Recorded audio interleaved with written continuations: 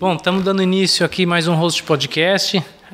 Eu sou o Gregório Andrade, esse aqui é o Guilherme Vitorino e a gente está recebendo aqui hoje o grande repórter aqui, Ben Mendes, da Ronda do Consumidor.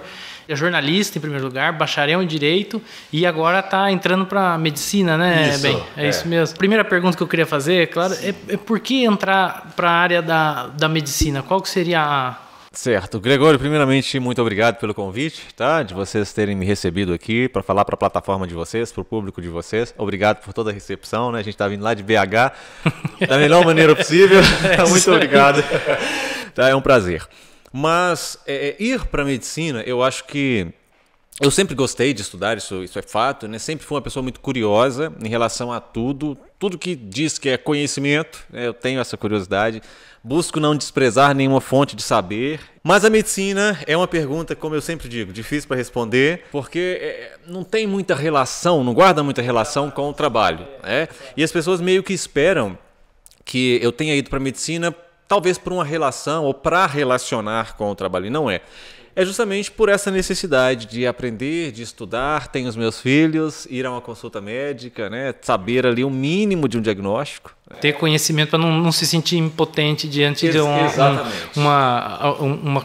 algo que o médico disse, que aí você não tem como saber se é, se não é. Exato. Ou, às vezes, não falando genericamente, mas assim, tem médicos e tem médicos. Né? Tem pessoa que vai passar uma coisa que a gente confia, que a gente sabe, percebe que é bom, e às vezes a gente pode ficar na dúvida. Né? Então, essa impotência, acho que nesse sentido que você buscou essa...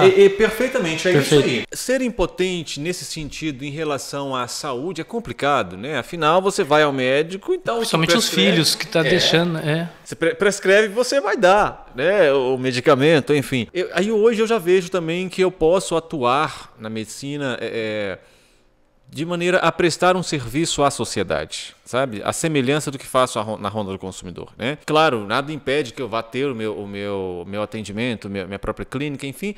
Porém, também devolver um pouco à sociedade do que a gente recebe. Né? Eu acho que tem bastante casos de questão médica, né? Dentária, médica, eu tive observando isso nos vídeos. Né? Então, é mais propriedade ainda para saber, para falar na hora de ter um caso nessa... Porque até na área médica pode existir uma relação de consumo também. Claro, verdade. Muita gente não sabe, a questão do retorno, por exemplo. Acho que tem uns 2 ou 3 só na questão dentária, depois tem outros, né? Então tem mesmo. A clínica odontológica tem bastante, tem retorno negado, estético, é verdade, estético tem bastante. Porque uma das diferenças, né, que vocês também estão se graduando em Direito, a gente sabe que a relação médico-paciente é uma relação de obrigação de... não é de meio. Aliás, não é de resultado, é de meio. Né? É obrigação de meio, não de resultado. Porém, na área estética, é de resultado. É de resultado, verdade. Então, se você consulta-se com o médico porque você está com a sinusite, e ali ele te prescreve um medicamento e tem um problema, você não resolve a situação da inflamação, da infecção, você não vai processá-lo por resultado que ele não conseguiu a você. Mas se você faz uma rinoplastia, por exemplo... Aí você precisa do resultado, é verdade. Então é uma relação muito mais de consumo ainda do que a outra. No segundo ainda, sou calorinho. Totalmente calouro. É muito. Na terça-feira, por exemplo, eu chego à minha casa já, assim, completamente exausto, porque são 4 aulas seguidas de imunologia. Nossa! E como é que você concilia tudo isso aí? Porque tem a faculdade de medicina, tem o trabalho, como é que é os filhos para cuidar, a família, como é que... Eu tenho alguns tratados que eu faço comigo mesmo e com a minha família. Por exemplo, eu não estudo em casa. Eu geralmente, assim, raríssimas as vezes que eu estudo em casa. Por quê? Eu penso nisso. Eu já passo o dia inteiro na faculdade, é um curso integral. Né? Chegar a casa ainda, as crianças querem conversar, a mulher quer conversar, e aí você vai pegar um livro ainda para estudar, não vai dar certo. Verdade. Né? Então, eu me dedico mais a eles. Quando preciso estudar, como preciso, né, para uma faculdade como essa, eu fico na faculdade. Né? Então, eu fico lá até estudo lá e depois eu vou para casa para os filhos. Sim, também ajuda, né? Você está em casa, você vira o sofá. Vai deitar. Exatamente, vai deitar, vai brincar um pouco com as crianças, e é isso. Mas eu tenho conseguido conciliar, assim, as gravações, elas me permitem uma flexibilidade, né? Perfeito. De horários e tal, a gente consegue agendar com o consumidor. Então, até o presente momento, não tem atrapalhado o trabalho da Honda, não. E tem muito, eu percebo que tem muito conflito, muita resistência, assim, entra as empresas já, na mesma hora entram, parece que da defensiva, assim, já querem, é uma coisa assim bem conflituosa. Sim. E como é que você lida com isso? Como é que você se prepara, sabendo que tem esse conflito, tem que ter uma paz de espírito, uma postura, né? Tem que ser zen para poder entrar lá, né? Hoje mais do que antes, né? Se você acompanha a trajetória da Honda, você vai perceber que antes eu era muito mais, como diz lá em Minas, pavio curto. Aqui também fala assim? Pavio curto, pavio curto. Hoje eu sou mais tranquilo. Justamente por autoconhecimento mesmo, né? Saber que independente daquela postura ali do fornecedor perante as câmeras, perante a reportagem, vai se resolver, sabe? Tem que resolver. De uma forma ou de outra resolve. Então hoje eu sou muito mais tranquilo em relação a isso, porque antigamente, quando eu pegava o caso do consumidor, porque eu tenho isso, né? Eu pego o caso do consumidor como se fosse meu. Assim, realmente. Isso. Antes, eu pensava, não, eu não posso deixar esse consumidor ir embora sem o seu direito respeitado. Hoje eu entendo que mesmo se a gente encerrar a reportagem, o direito dele será respeitado, porque nós vamos à justiça. Né? Mesmo se não resolver na hora ali, depois judicialmente vocês acompanham. A gente vai até o final, até ter o caso resolvido. Né? E eu falo, é uma oportunidade para o fornecedor. Aquele momento, eu acho que é uma verdade. Pensando, eu já vi vários dos vídeos, assim, eu me coloco na posição de quem está lá no negócio como empresário, e seria uma oportunidade excelente da pessoa demonstrar que ela faz o trabalho correto, mesmo que tenha tido um erro com algum cliente, falar, peraí, não, vamos resolver então, tal.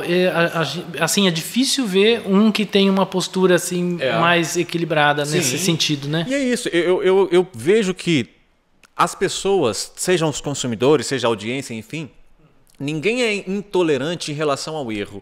Porque a gente sabe que todo mundo erra. Né? Isso é natural que você erre. Se você tem um empreendimento, você vai errar em alguma relação. Pois a diferença está na forma como você resolve esse problema. Né? Isso que vai dizer de você se você é um fornecedor sério ou não. A maneira como você vai resolver um problema que te aparece. Verdade. Então, se você, diante de um consumidor, uma equipe de reportagem, tem uma postura heterodoxa, que não seja uma postura adequada, isso vai dizer muito mais do seu negócio. Exato. E enquanto que se a pessoa tiver uma postura boa e resolver, já é uma propaganda quase para a pessoa. Porque o pessoal vai apoiar, vai ver, falar, tudo bem, teve um erro, mas olha como é que ele se comportou. Na Honda mesmo teve casos de diversas pessoas irem a um estabelecimento para usar o serviço por causa da postura do fornecedor.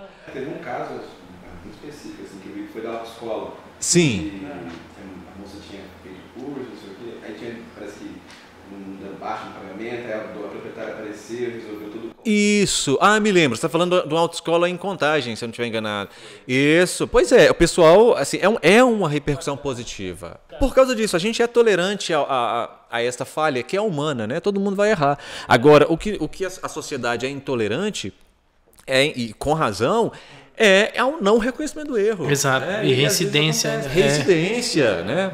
Mas eu acho que isso também está ligado ao despreparo. Né? Sim. O próprio empresário não buscar conhecimento. Sim. Basta sentar e aprender um pouco do código do consumidor que ele vai ver. Exatamente. Ele vai evitar até prejuízo. Porque eles discutem, né? Ele assim, como se estivesse certo e tudo e tal. É uma coisa que... É uma certeza que está certo. Assim, é complicado, né? Eu fico sempre na dúvida, assim, se é uma ignorância no sentido estrito da palavra, né? Se é falta de conhecimento mesmo. Ou orgulho. Ou orgulho. Verdade.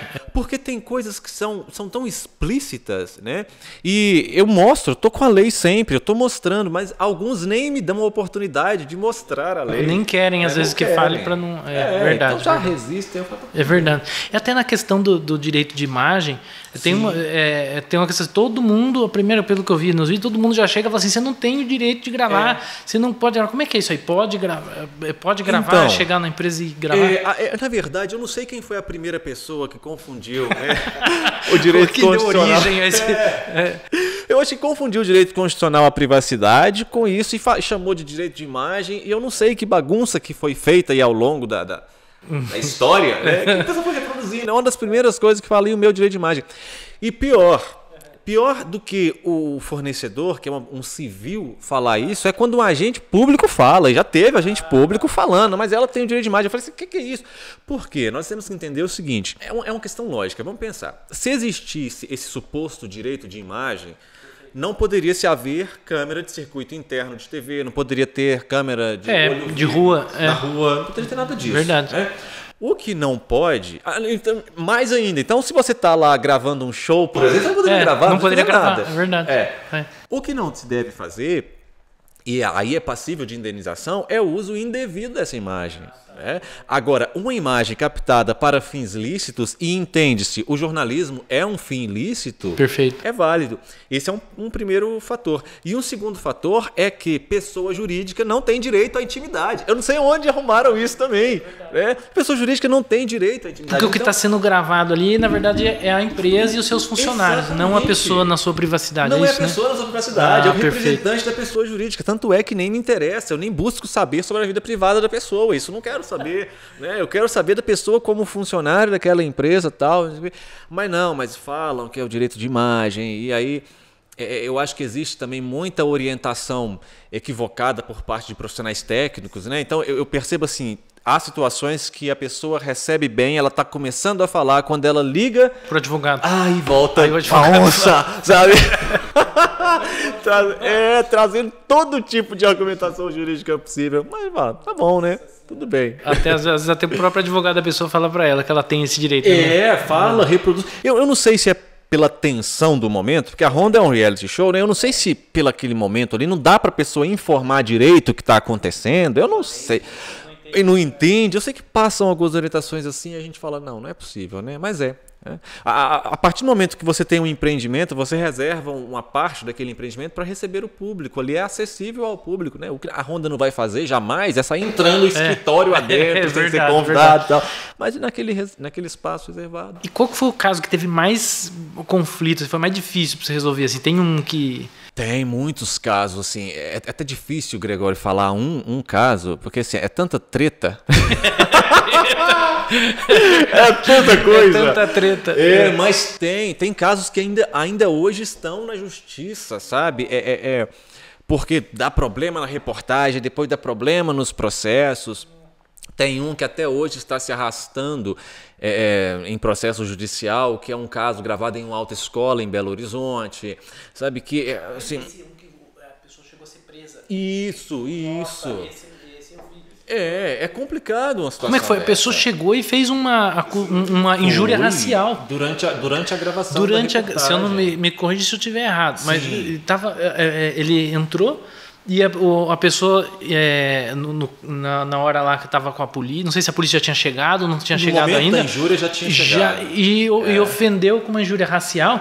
Aí você deu voz de prisão para ele, não foi? Foi preso em flagrante. Como é que foi? Você já pegou e falou para ele, não, você está preso, a polícia... Aí a polícia o agente policial teve que conduzi-lo, né? A delegacia lá foi feita a lavratura do auto de prisão em flagrante. Isso daí foi assim, apesar da gravidade do que a pessoa fez, da tristeza de ver uma situação dessa ainda acontecendo, né, nos dias de hoje, mas assim, a postura do bem eu achei fantástica, porque isso mostra a questão do conhecimento jurídico que a gente estava falando, que precisa ter para poder tomar uma posição dessa. Uma pessoa comum que não tem conhecimento jurídico não tem a postura de dar voz de prisão na hora, né? Então, eu acho que é 301 do Código de Processo Penal. Vamos pesquisar aqui, me ajuda aqui, Gabriel.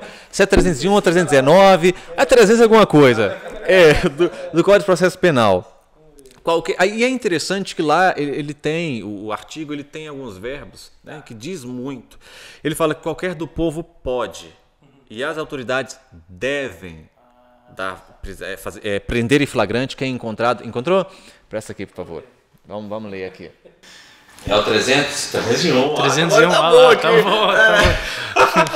Qualquer do povo poderá, e as autoridades policiais e seus agentes deverão prender quem quer que seja encontrado em flagrante delito. Então nós temos que pegar aqui, né, no texto, poderá e deverão. Exatamente. Então, qualquer do povo é uma faculdade. Você pode, como também não pode.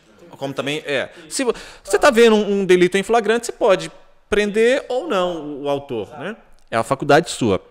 Mas os agentes policiais, autoridades policiais e seus agentes, eles não têm a faculdade de escolher fazer ou não. Eles devem. Eles devem. Perfeito. Se não fizerem, estão cometendo um outro crime, que é prevaricação. E no seu caso ainda estavam lá No meu caso, hora. estavam lá Ou seja, e não Agiram. Não, por isso que eu fiz. Porque eu aprendi, Guilherme, que eu não vou esperar alguém fazer algo por mim que não queira fazer, eu mesmo vou fazer, né? Então, quando houve a injúria racial, eu olhei para o lado, quando eu vi que o agente policial ele estava inerte àquela situação, eu mesmo fiz, né? E aí depois de eu ter feito, aí fica aquele constrangimento, né? Ou seja, se não conduzir, aí prevaricou, né? Pesado, aí não vai dar. Exatamente. Aí tem que conduzir e tal. Mas é uma situação muito complicada. Eu falo, eu como jornalista, eu não saio às ruas para dar voz de prisão nas pessoas. Claro, ninguém espera nem que precise fazer uma coisa dessa. Né? Mas ainda hoje, como muito bem pontuado, ainda neste século, né, com a gente tendo informação da forma como temos, enfim, a gente ainda percebe esse tipo de delito acontecendo. E naquele caso lá, se você assiste pela reportagem, foi uma sequência de ofensas, né, que culminaram ali. Não, foram várias. E desde o início ele já começou a xingar, já começou a falar, chegou a falar perrapado, chegou a falar um monte de coisa assim. Tipo, foi. Né? E aí eu faço um questionamento. O que te leva a determinar que alguém é perrapado, sendo que você está vendo essa pessoa pela primeira vez e ela está vestida exatamente, a rigor? Exatamente. Se não for a cor da sua pele. Então você já percebe que existiam indícios raciais ali. Né? Eu falei assim, não posso esperar ninguém por mim aqui, vamos embora. Não, e depois o próximo poderia não ter o conhecimento jurídico. O próximo a ser injuriado pelo cidadão poderia não ter o conhecimento jurídico que fazer e a pessoa fica ali fazendo, né, cometendo essas infrações. A gente tem que agir, não tem jeito. Eu falo, não dá para ter medo disso, né? Eu acho que você não pode dar este poder ao seu adversário. Ele não pode perceber medo em você. Você não pode deixar isso acontecer, né? Você tem que entender o seguinte, eu sou uma pessoa de formação cristã, então entendo que quem anda na luz não tropeça, porque você está vendo a luz. Né? Então se eu estou na verdade, se eu estou na luz, eu não vou tropeçar. Então, se eu não vou tropeçar por estar na luz, eu não vou sentir medo.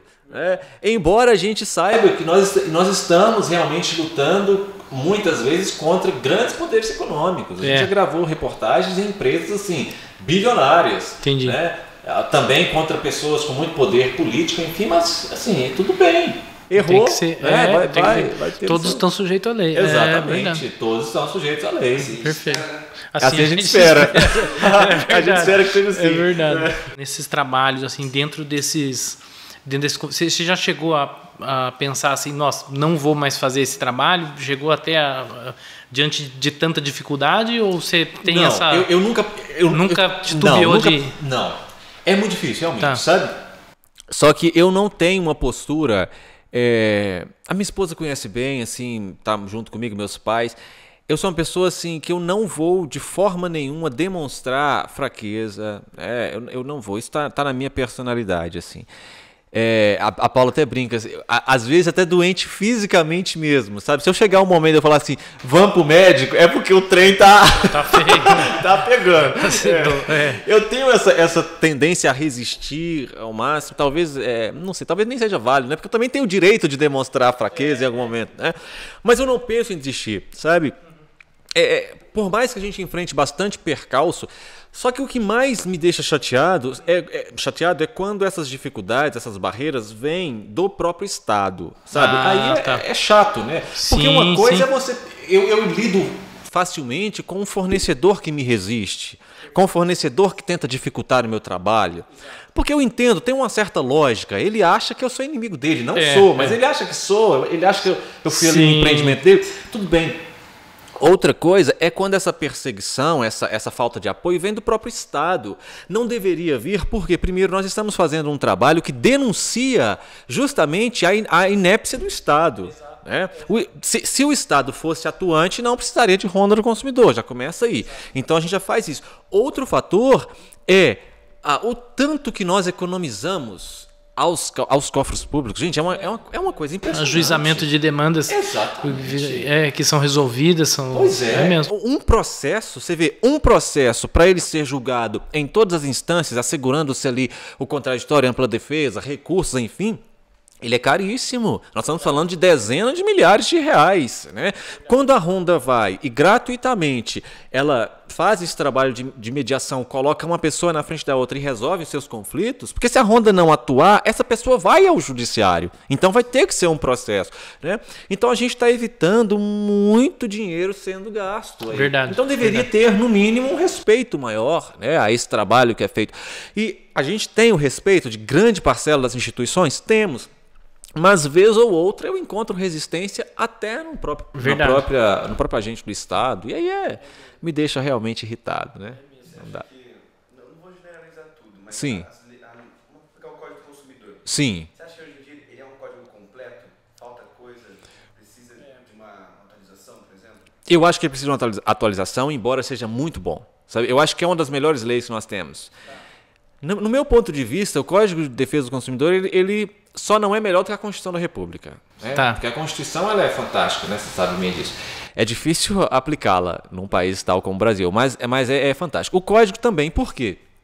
Porque talvez uma das poucas leis brasileiras que realmente confere poder ao hipossuficiente. Realmente o consumidor, aqui pelo Código, ele tem realmente poder, sabe? Diante da outra parte que tem poder econômico, né? Só que eu acho que tem algumas questões dele que não conseguiram acompanhar, porque o Código nós estamos falando de 1990. Nós temos uma revolução tecnológica da década agora. O Código não conseguiu acompanhar muito essa questão das compras virtuais, perfeito, dessas transações online e tal. É uma das coisas que a gente vai precisar de começar a atualizar aí. Outro fator também, eu acredito que eu mudaria, por exemplo, o artigo 18. Porque o artigo 49, ele dispõe que se você faz uma compra virtual, você tem direito a 7 dias de arrependimento. Perfeito, isso, fora do estabelecimento. Isso, fora perfeito, perfeito. Exatamente. Então, se você não está... Bem pontuado, não é só uma compra virtual, é fora do estabelecimento. Porque na época do código era muito comum vendedor de porta em porta. Verdade. Então, hoje não é mais comum isso. Então, ali falava, se você comprou fora do estabelecimento comercial, 7 dias de arrependimento. Tem uma razão, né? Por quê? Porque você está fora do estabelecimento, você não tem tanta chance de conhecer o produto, etc. Mas eu acho que isso também deveria se aplicar às compras presenciais nos estabelecimentos. Por quê? Verdade. Porque vamos pensar, você vai comprar um celular. Você chega numa loja para comprar um celular. Se você, de acordo com o presente código, do código do jeito que ele está hoje, se você comprou naquela loja, levou para casa, fechou o contrato na calçada, você percebe que tem um defeito, você já não pode trocar. Você já não pode trocar. Você vai ter que voltar com o aparelho para oportunizar ao fornecedor a garantia e tal. Exatamente. Verdade. Sabe? Não faz sentido, né? Porque imagina, o celular nós falamos que é um bem... eu esqueci como é que é o nome do negócio. Uso essencial. Uso essencial. É um bem essencial, então você entenderia ali que tem que se trocar na hora, né? Se tiver defeito. Mas vamos pensar uma máquina de lavar. Quem é que vai abrir? Chegou lá na loja tal, vai abrir a caixa para ficar conferindo, vai ligar a máquina? Não dá. Você não vai fazer isso, verdade, cara. Verdade. Carro mesmo, mas tem vício oculto. Exatamente. Não tem como, Então eu acho que essa possibilidade do artigo 49 também deveria se aplicar ao artigo 18. Né? Se você comprou, independente de ser em loja física ou não, chega à sua casa, você percebeu que tem problema, volta à loja. É muito mais fácil para a loja trocar do que para você oferecer o negócio para assistência, etc. E você, como um grande conhecedor aí do Código de Defesa do Consumidor, tem um negócio que sempre me intrigou, que eu achei engraçado. Tem um bem antigo, assim, uma reportagem bem antiga lá do Celso Russomano, que ele entra no mercado e aí ele tira, por exemplo, tem uma caixa de papel higiênico. Aí ele abre a caixa de papel higiênico e fala assim, eu vou passar só um. E passou só um para a mulher lá e a caixa até ficou meio assim, desestabilizado. Isso é verdade mesmo? Ele foi uma sensacionalizada. Assim, é fato mesmo? Controverso esse artigo, né? É o artigo 39, o inciso 1º dele. Eu vou até ler aqui para a gente... Ótimo. Já anda com o código debaixo do braço. Aqui. Vamos lá. É vedado ao fornecedor... São as práticas abusivas, né? É vedado ao fornecedor de produtos ou serviços, dentre outras práticas abusivas, condicionar o fornecimento de produto ou de serviço ao fornecimento de outro produto ou serviço, bem como, sem justa causa, a limites quantitativos. Então, isso aqui é o artigo que veda a venda casada. Né? Por que eu falo que é controverso? Porque toda vez que tem um caso envolvendo o artigo 39, vai dar BO. Por que vai? Entende essa expressão que vai dar BO? Vai dar BO, sim. Tá, então... É daqui também. Aqui também usa. Tá, vai ter que traduzir. Eu já falei trem aqui, depois eu falei assim, trem é de Minas, cara. Tá. Garrar não, né? Garrar não. Como é que é garrar? Pois é, se o trânsito tá demorando, você fala assim, agarrou agarrado no trânsito. Aqui é engarrafado. Deve ser uma abreviação lá mineira. Agarrou no trânsito. Mas vamos lá. Vai dar problema, por quê?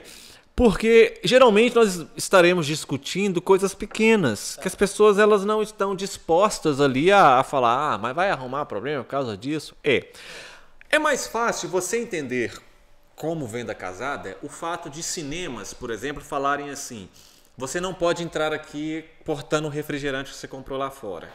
Para obrigar a comprar. Para obrigar a comprar. Aí você fala assim, não, isso é venda casada. Eu comprei a entrada no cinema. Eu quero comprar o refrigerante em outro lugar. Não pode. Okay. E isso é fato mesmo? É fato, não pode. Eles não deixam e tá errado? Ou você tem que... Não, tá errado. Tá errado. Não pode proibir. Você comprou a entrada no cinema. É um produto. Entendi. Na verdade, ele é um serviço que você comprou. Entendi. Assistir a um filme. Se eu fizer uma pipoquinha no micro-ondas de casa, levar. Põe na mochila. Põe assim, na sacola, pode levar. Não pode ser verdade. Posso entrar com o pacotinho assim, eles podem barrar, mas estão errados, é isso? Estão errados, Entendi. artigo 39, inciso 1º. Só que é muito mais difícil você aplicar isso quando nós estamos falando de uma cartela de iogurte, por exemplo. Tá, verdade. Por quê? Porque ali, no direito brasileiro existe muita presença da chamada jurisprudência, né? Que é um negócio complicado, porque o que é isso? O que é essa prudência do julgador? Não sei. Cada julgador pode ser a própria prudência. Mas, enfim. O texto da lei, para ele ser interpretado, ele tem que passar por um processo hermenêutico. Né? Isso vai variar de acordo com o entendimento do julgador. Né? Então, vai ter jurista, vai ter julgador que vai dizer que não, que neste caso do iogurte aí, não seria venda casada, porque o fabricante... fez uma cartela. Então você não vai separar. No caso do papel higiênico, que num fabricante... pacote. Exatamente. Agora, entendi. Mas no caso, por exemplo, de ter vários pacotes de papel higiênico que fazem um fardo, igual tem no Atacadão, aí eles não podem obrigar a comprar o fardo, por exemplo. Só que Atacadão é atacado. Aí já não aplica. Muda. No Atacadão não existe essa... Não, porque o Código de Defesa do Consumidor é para regular relações de fornecedores com consumidores. Perfeito. E o que é consumidor de acordo com o Código? A pessoa que é o consumidor final. Entende? Então, se você comprou o produto para você utilizar... e o Atacadão vende para outro fornecedor. Para revender. Exatamente. Perfeito. Então, ali é uma outra relação. Então, não dá para chegar no Atacadão e eles falaram, você tem que comprar caixa fechada de chiclete. Não, eu quero um chiclete. Não dá. Não dá. Então tá. Porque perfeito. Faz sentido mesmo. Não vai se aplicar, né? Perfeito. Mas, então, pode ter julgador que vai entender que tudo bem, que você pode comprar, sim, o iogurte um só, separado. Mas outro entender, não, o fabricante quis fazer a cartela de 6, então tem que levar a 6. Então é muito controverso esse ponto, sabe? E eu acho que ninguém vai conseguir ainda chegar num ponto. Porque a letra da lei não é específica. Não é específica, não é. Ela deveria ser, né? E aí, quando a letra da lei já é específica, você percebe as manobras que são feitas para interpretar do jeito que querem, imagina se não for, né? Verdade. Mas é controverso. Toda vez que aparece o artigo 39, dá problema. É impressionante. Dá. No começo você falou um negócio que eu fiquei curioso. Sim. A respeito do retorno no médico. Sim. Como é que funciona? Então, quando você vai a uma consulta médica, o paciente ele quer um diagnóstico. Né? E o que é o diagnóstico? A conclusão, após o levantamento das hipóteses, chamadas hipóteses diagnósticas médicas, o médico fala para você, o seu caso é este, ou então, não, a gente vai ter que fazer mais investigações em relação ao seu caso. Então, o primeiro momento, o primeiro contato que você tem com o médico para relatar, e ele vai perguntar para você o que está sentindo, etc., aquilo chama anamnese. Né? As perguntas naturais que ele vai querer saber, e você vai descrever. Existem consultas que na anamnese o médico já consegue estabelecer o diagnóstico. Né? Por exemplo, uma síndrome respiratória, e às vezes é simples, né? Uma infecção de vias aéreas superiores, às vezes o médico vai conseguir ali naquela primeira consulta te analisar e falar, tudo bem, você está com uma rinite ou uma sinusite, pronto, te deu o diagnóstico, certo? Ok, aí você então não tem direito a um retorno. Agora, quando o médico simplesmente levanta as hipóteses diagnósticas e fala com você assim, olha, eu vou precisar de exames para se confirmar o diagnóstico, essa consulta se resumiu à anamnese, não deu diagnóstico. Então ele tem o direito de voltar sem ser cobrado? O paciente tem direito de voltar sem ser cobrado. Por quê? Porque significa que não terminou essa consulta. Perfeito, né? não deu o diagnóstico. Exatamente, é como se fosse assim, ó. Você começou ali, o médico interrompeu no meio, foi tomar uma água e voltou. É como se fosse isso. Só que ele não foi tomar uma água e voltou, você foi fazer um exame. Ele precisou de mais material para passar o diagnóstico. Fechar, perfeito. Entende? Então essa segunda consulta, que eu nem vou chamá-la de segunda consulta, mas este retorno, ele não pode ser cobrado, né? E muita gente não sabe disso. Outras coisas que também já o Superior Tribunal de Justiça já entendeu isso pacificamente, e não pode ser fixado um prazo para que esse retorno aconteça, a não ser que fuja da razoabilidade, né? Então o médico falou assim, você vai ter que fazer um exame de sangue para eu entender se é uma infecção urinária, por exemplo. Você tem que voltar amanhã. Urina, na verdade. Exatamente. Né? Exame de urina dá para você fazer rápido, né? Basta tomar uma água, ir lá e coletar a urina e fazer. Agora, aí o paciente vai lá, às vezes gasta 3 meses, 4 meses. Aí pode ser que, se for apreciado pelo judiciário, entenda-se que ele já não faz mais jus àquele retorno. Mas uma semana, por exemplo, seria um prazo razoável, né? Razoável. Agora, uma ressonância magnética, por exemplo. Tem tá. consultórios aí que fixam 15 fila dias, 20 dias com ressonância. Como é que você vai fazer um negócio? Verdade. É um exame caro, né? Que leva um tempo. Não, Verdade. Então aí você não tem que ter esse prazo. Interessante. E outra pergunta também que eu tenho de dúvida, de garantia. Sim. Existe uma garantia legal, né? Parece assim que tem a garantia que a pessoa passa. E aí eu queria para você explicar para a gente, para todo mundo entender. Tem um prazo de garantia que é por lei, ou seja, todo produto que é entregue tem que ter esse prazo de garantia? Todo produto e serviço. Artigo 26 do Código. E por que ela chama garantia legal? Porque provém da lei. Perfeito. Não é uma garantia, e não da empresa. Não da empresa. Tá. Não é uma garantia contratual. É uma garantia que advém da lei, independentemente de querer ou não o fornecedor. Né? Então o artigo 26 dispõe que ali ele nem chama de garantia legal, né? Ele dá como prazo decadencial. Então, muitas vezes, quando o consumidor Ele nem vai saber o artigo, às vezes, né? Porque o nome não... às vezes ele não sabe que é garantia, porque o capítulo chama prazo decadencial e da prescrição. E aí fala, o direito de reclamar pelos vícios aparentes ou de fácil constatação caduca em inciso 1º, 30 dias tratando de fornecimento de serviço e de produtos não duráveis, ou 90 dias tratando de fornecimento de serviço e produtos duráveis. Então, isso aqui é a chamada garantia, mas o texto não chama de garantia, né? Ele chama de prazo decadencial ou prescrição. Então, todo produto ou serviço tem, né? Então, se eu chego a uma oficina para repararem o motor do meu carro, ali eu tenho um prazo de 90 dias de garantia. Né? Então, independente da vontade ou não. Mas existe também a garantia contratual, que é o quê? Complementar a garantia legal, o fornecedor, aí sim, por uma liberalidade dele, ele pode falar assim, olha, eu vou te dar mais 6 meses de garantia. Então, certo, ele estende a garantia legal para uma contratual. Perfeito. Exatamente. E soma-se a garantia perfeito, legal. Perfeito. Então é interessante, se o fornecedor quiser dar um prazo de garantia maior, essa garantia contratual, é importante ele calcular o tempo. Por quê? Porque se ele fala assim, eu estou te dando 6 meses de garantia contratual, o consumidor, na verdade, tem direito a 9 meses, né? Perfeito. Não, 6 mais 3, 9. Exatamente, 9 meses.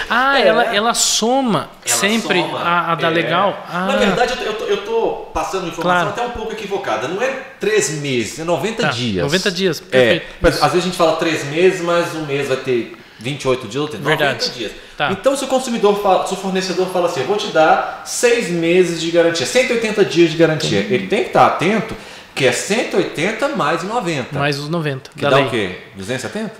É, 270. 270. Não é para matemática. Não sabe matemática. Já teria ido para engenharia se fosse mais exato. Agora você tá na parte criativa. Mas aí acontece que assim, a gente vai comprar uma geladeira, por exemplo, aí fala que tem 1 ano de garantia. Tá. Na verdade, ali no contrato você percebe que não é 1 ano. É 90 dias mais, aí eles dão aí o complemento fechado ali 12 menos 90, 12 meses menos 3 meses, vamos colocar para ficar mais fácil. Então eles dão 9 meses de garantia, aí soma 1 ano. Aí soma 1 ano, perfeito. E uma outra coisa, uma outra dúvida assim, que eu tenho, que bastante gente, eu já vi essa dúvida aí com outras pessoas também. Isso não sei se é jurisprudencial ou se é uma coisa mais específica do código ou não. Mas tem alguns casos, por exemplo, a pessoa tem um supermercado. Sim. Aí a pessoa parou o carro no estacionamento do supermercado. Sim. Aí aconteceu desse carro ser batido, desse carro ser furtado. Esse supermercado, será que ele tem alguma responsabilidade em cima dos veículos que estão no estacionamento? Sim. O artigo 6º do Código de Defesa do Consumidor dispõe que é direito básico do consumidor a segurança. Né? Tanto segurança para você, quanto para os seus bens, para as coisas que você leva ali para aquela relação de consumo.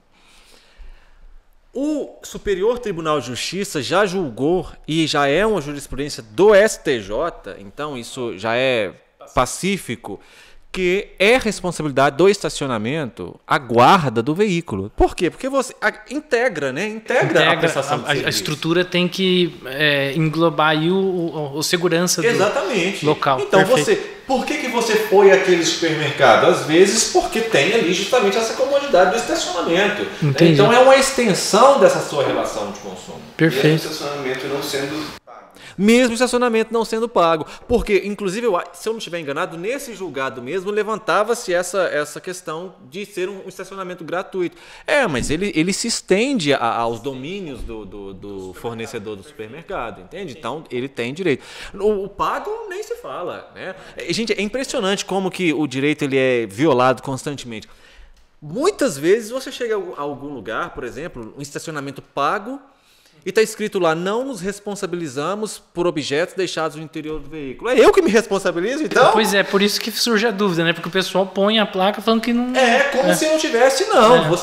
Você tem direito, sim, se você foi furtado ali naquele estacionamento, o proprietário do estacionamento tem que ressarcir. Por quê? Porque você deixou o seu carro ali, você não deixou só o carro com a lataria, não, você deixou o carro e tudo que está lá dentro. Né? Então ele tem a responsabilidade. Exatamente, então tem, e muita gente não sabe. Né? E aí, como muita gente não sabe, às vezes acontece de, sei lá, você deixou o seu carro, aí você chega lá, o vidro está quebrado. Aí eles passam, tinha alguma coisa aí dentro? O que tinha aí? Tinha meu notebook. Cadê? Foi embora? Não, a gente não responsabiliza. Não se responsabiliza. Se o consumidor não tem informação, ele acha que não responsabiliza mesmo. Verdade. E já inibe, eles já querem inibir com a placa que a pessoa pense que nem para nem buscar no direito, para ver se tem ou não tem, né? E tem. É verdade. Né? E aquele negócio do estabelecimento assim que fala assim, aliás, que você chega para pagar com um cartão. Sim. Aí ele fala, não aceita o cartão, ou ele pede para pôr o valor em cima da taxa do cartão. Certo. E é verdade que isso não é permitido? Então, na verdade acontece. O que a lei determina é que o único pagamento que não pode ser rejeitado é o pagamento em espécie, em dinheiro. Né? Então, o fornecedor ele pode não aceitar cartão, não aceitar cheque, enfim, outras formas de pagamento. Ele só não pode deixar de aceitar o pagamento em espécie. Mas até, eu acho que foi 2000 e... Pesquisa para mim, foi do Michel Temer. É uma lei do Michel Temer. Então é 2016, provavelmente, 2016 ou 2017. Isso. O presidente Michel Temer sancionou uma lei que permite, então, essa diferença de valores para o pagamento em cartão. Né?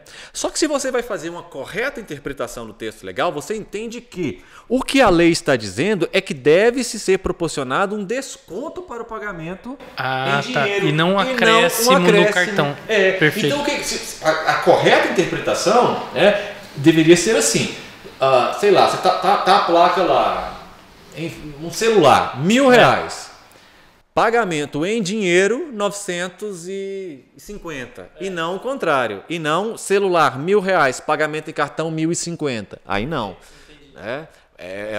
É um desconto para o pagamento à vista. Porque a intenção do legislador ali era justamente que as pessoas pagassem em dinheiro, né? Então aí você dá um desconto ali para a pessoa pagar.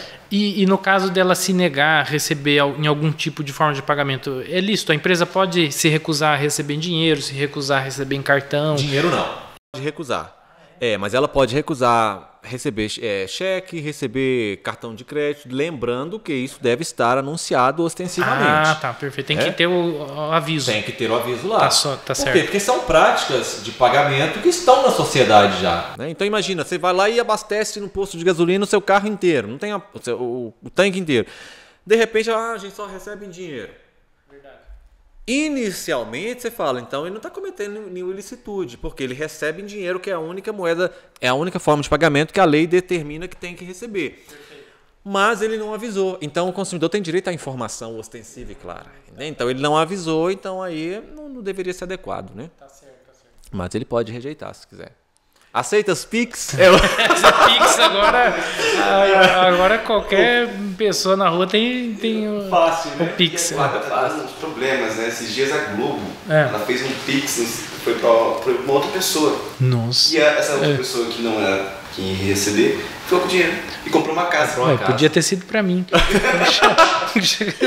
Comprar a casa. E aí agora vai ter que devolver, né? Vai ter que devolver? Vai. Nossa. É claro, né? Porque não é do dinheiro da pessoa. É verdade. É engraçado, né? A pessoa vê lá uma quantidade e vai comprar uma casa. Não é possível, né? Não.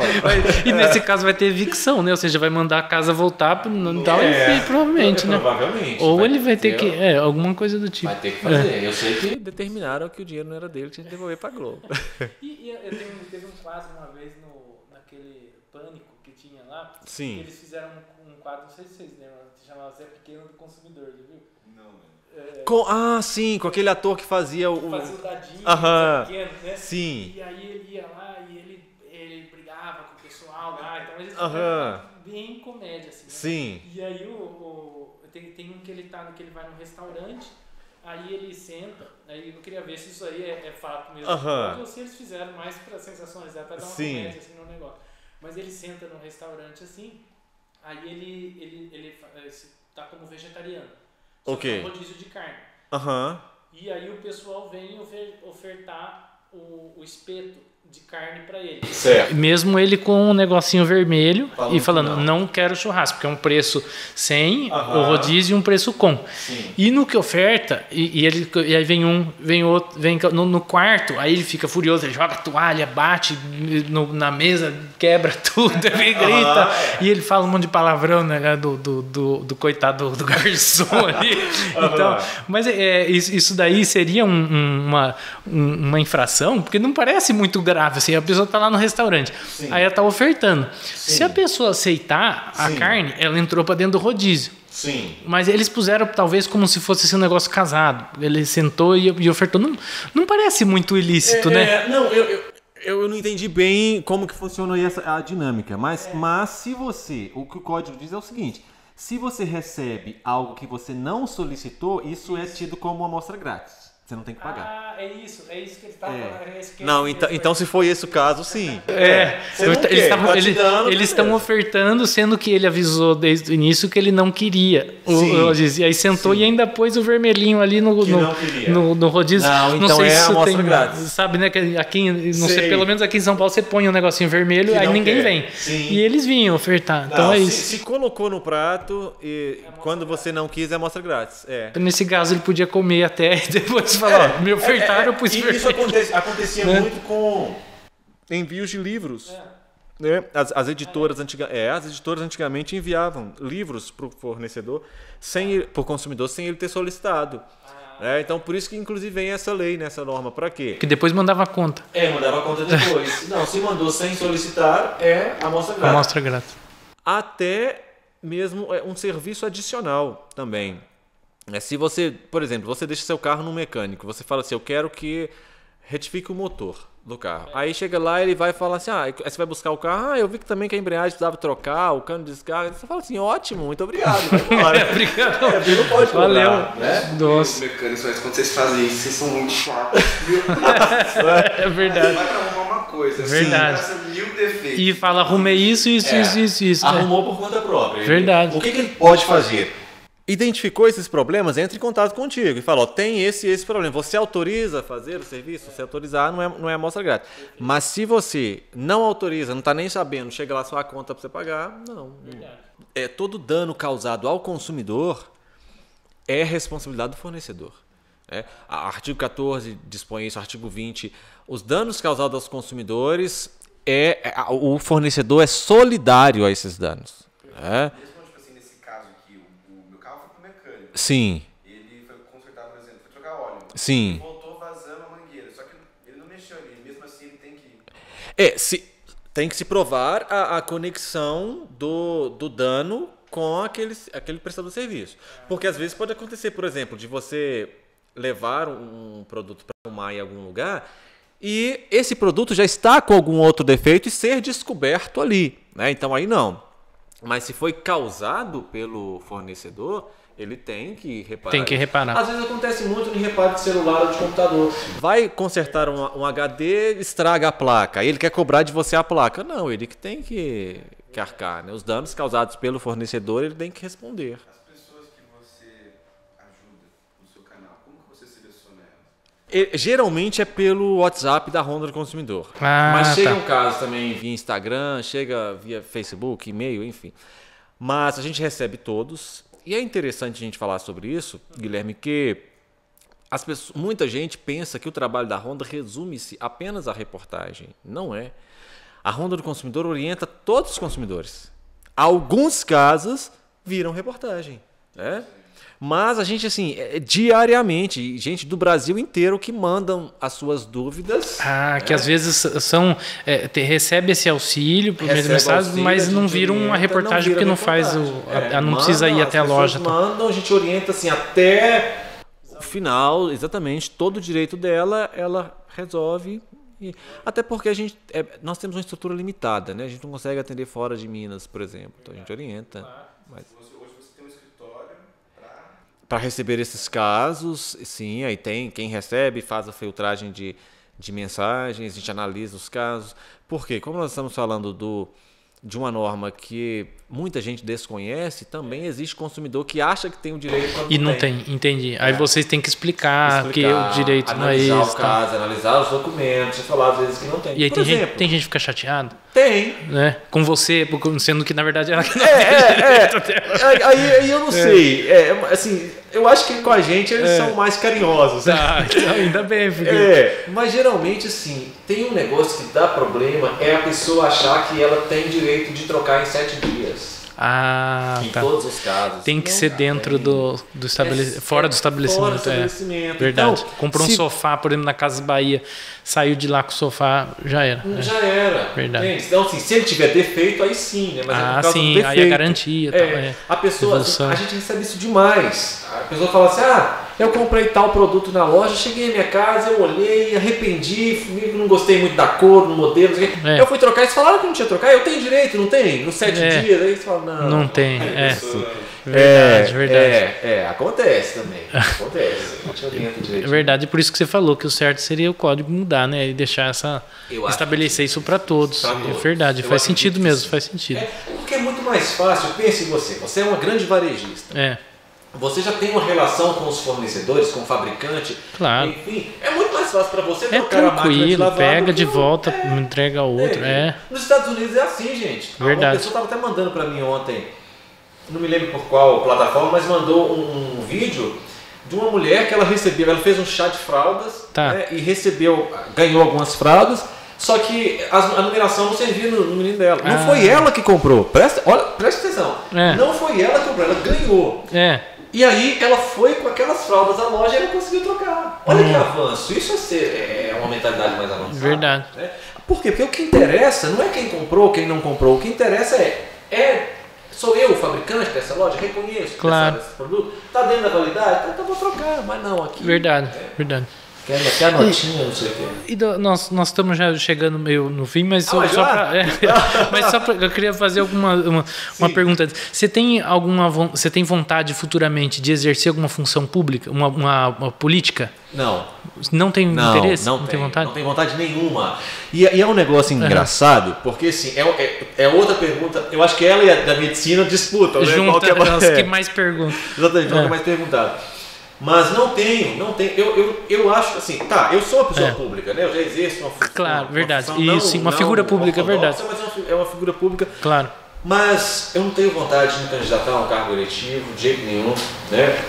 Eu sempre respondia antigamente assim, que se algum dia eu percebesse que para continuar o trabalho da Honda fosse necessário isso, né, ter uma função pública, aí eu enfrentaria. Tá. Mas até hoje, até semana passada, eu não tinha visto ainda muita necessidade, não. Mas semana passada chegou, inclusive eu fiz até um vídeo, está publicado no canal, uma decisão judicial, ao meu ver, completamente teratológica, absurda. Para mim é censura. Nós vamos até as últimas instâncias ali para denunciar isso como censura. Então, nesses momentos, eu penso assim, será que se eu fosse uma autoridade pública, que eu sofreria menos resistência? Mas imediatamente eu já penso, não é esse o meu trabalho. O meu trabalho, a intenção do meu trabalho é mostrar que pessoas comuns, elas devem ser respeitadas. Então, a partir do momento em que eu acabo me rendendo a isso e indo para o lado do Estado, ostentando uma função pública também, no meu ponto de vista, eu estou indo contra a minha própria trajetória, né? Então não gosto, sabe? Sou constantemente convidado para reuniões porque seria uma o pessoal faz como a gente vê, talvez devem comparar você com o Celso Russomano, mas assim, o seu trabalho com todo o êxito que você tem nos seus trabalhos eu imagino que seja com muito mais dificuldade do que uma pessoa que é deputado federal e chega e fala assim, eu sou numa emissora gigantesca com o diretor do Procon do lado e entrar e foi muito fazer. Só que assim, a gente vê que você tem o mesmo resultado, né? Então, assim, e sendo simples. Exatamente. Eu falo, é bastante diferente porque Roberto da Mata provavelmente vocês vão ler, se não tiverem lido ainda, na graduação de Direito, O que faz o Brasil, né? Aquele antropólogo. Ele estuda sobre, eu chamo de complexo da autoridade. Ele não fala isso no livro, ele não fala complexo da autoridade, né? Mas eu chamo pelas características que ele ali descreve. No Brasil tem muito essa questão do você sabe com quem você está falando, etc, né? Então as pessoas, ele até faz um paralelo interessante entre as festas da ordem e o carnaval, que no carnaval todo mundo é igual a todo mundo. Então o Brasil aceita todos semelhantes no carnaval. Mas assim que passa o carnaval, iniciam-se as festas da ordem, então cada um no seu quadrado, cada um no seu lugar. Então o Brasil tem muito isso de as pessoas elas terem a tendência de respeitar alguém se essa pessoa ostentar um título. Se ela não ostentar um título, existe a tendência do desrespeito. E eu estou trabalhando para quebrar isto, né? Você tem que ser respeitado por ser um cidadão. E não um cidadão só conforme todo o texto legal diz, mas o cidadão, no meu ponto de vista, é conforme a teoria neoconstitucionalista do processo, que é o cidadão apto para decidir, participar das decisões do Estado. E mesmo porque, na verdade, o que você está apresentando é o cumprimento da lei. Exatamente. Ou seja, não é nem respeite bem, respeita a lei. Eu estou aqui assim para fazer cumprir, né, o seu trabalho. É engraçado, né? Que tem algumas pessoas que elas acham que elas vão me ofender, assim, sabe? Usando isso. Recentemente teve uma que se recusou a me chamar de jornalista, embora eu seja jornalista com registro profissional e tudo, mas ela me chamou, disse que eu era youtuber. Aí eu falei, tudo bem, eu trabalho, minha plataforma tá lá, não vai me ofender. Mas eu percebi que ela, uma tentativa de deslegitimar, né? Pensar assim, se é youtuber, não é uma coisa séria, não é, enfim. Nada a ver. Não me ofende, sabe? De forma nenhuma. Eu falo, até hoje, eu só não fui fazer a Ronda do Consumidor de bermuda e camisa assim, porque eu acho que aí eu ia apanhar, né? Tipo, mas eu acho, não tem que ter este rigor, sabe? Isso faz parte de um complexo que só atrasa o nosso país, né? Se a gente realmente quer um país avançado no sentido da democracia, da cidadania, a gente tem que reconhecer o povo como legitimados às decisões, à construção dos provimentos. E não somente provimentos jurisdicionais, mas todos os provimentos, né? O cidadão ele tem que ter informação suficiente para conseguir construir as decisões. E eu vejo na Honda que a gente trabalha nesse sentido, porque o consumidor está lá construindo a decisão. Né? Então é para isso que a gente trabalha. Justamente pela carência da sociedade de alguém que faça também se tivesse mais de você, talvez e se tivesse uma exatamente nessa posição de defesa da legislação, do cumprimento, principalmente aí nesse caso mais especificamente do consumidor, não tem muito. O que os políticos hoje, a grande maioria a gente vê, nem interesse assim em defender a população tem. Aí se pega alguém que realmente está lá, faz um trabalho já de defesa, é um motivo a mais para ter. Eu percebo isso. Isso é bom. Essa carência mesmo. As pessoas elas estão carentes de representatividade. Exato. Né? Isso falta muito. E é muito custoso. O tanto que a gente gasta para manter a máquina, né? É verdade. Imagina. Eu fui lá algumas vezes. Qual vez você está se referindo? Tem um vídeo que você entrou. Eu acho que é do assessor que não estava indo, alguma coisa assim. Tipo um pergaminho. Não, ali não era assessor, era o vereador. O vereador. Tem vergonha. É mesmo, tem um pergaminho. É verdade que abriu ali. É mesmo. Tem vergonha desse vídeo. Por quê? Foi necessário fazer. Eu faria de novo. Perfeito. Sabe? Nos mesmos moldes. Só que aquilo denuncia um país completamente atrasado. Né? A partir do momento em que um cidadão deve ir a uma Câmara Legislativa levando a processos criminais que um vereador, no exercício da vereança, exatamente, está cometendo. Por quê? Porque esse vereador atacou esse cidadão. A gente está mostrando que nós temos muito o que fazer ainda, sabe? Muita impunidade. O cara estava no 5º mandato, indo para o 6º, só não foi para o 6º porque... Total, ele era líder do governo da cidade. Nossa. Sabe? E assim, com extensa sentença condenatória, sabe? E aí ele foi, porque eu comecei a fazer um trabalho que ganhou relevância na sociedade e expunha realmente a corrupção, enfim. Ele veio me chamar de vagabundo. Nossa. Eu era vagabundo, eu falei assim, não, então... Peraí. Vamos ter que Vou ter que conversar aqui. um pouquinho. Nossa Senhora. Eu digo que encerrou um ciclo, sabe? Porque aquela reportagem ela teve tanta repercussão que ele não é mais vereador. Não por cassação, ele não foi cassado. Sim, né? tá. Mas ele até abriu mão de continuar porque ficou exposto. Eu acredito que tenha muito a ver com isso. Mas para ver como tem relevância mesmo e tem resultado. Informações de que todas as pessoas que ele ia para fazer a pré-campanha dele, o pessoal falava, e aquele vídeo lá? É verdade.